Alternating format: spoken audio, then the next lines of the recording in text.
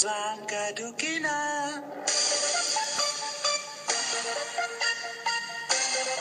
Milí posluchači, zveme vás dnes na pikantní prasárničku do Cinema Village v centru Černý chvost. Uvidíte film se známým agentem Mandlem a agentkou Skulinovou Akta Pisk. V tomto kvalitním hororovém snímku ohrožuje Zemi neznámý netvor z vesmíru zvaný Vytřelec.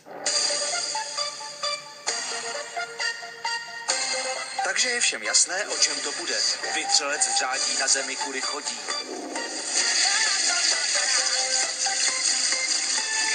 A podle toho to tady taky vypadá. V závěru filmu si Vytřelec s agentkou Skulinovou pohrává jak s kusem toaletního papíru, zatímco diváci zvrací popcorn.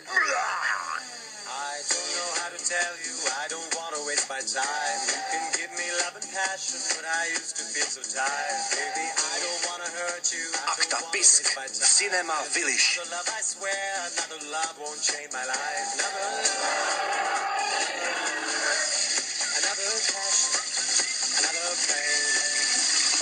Konec pozvánky do kina.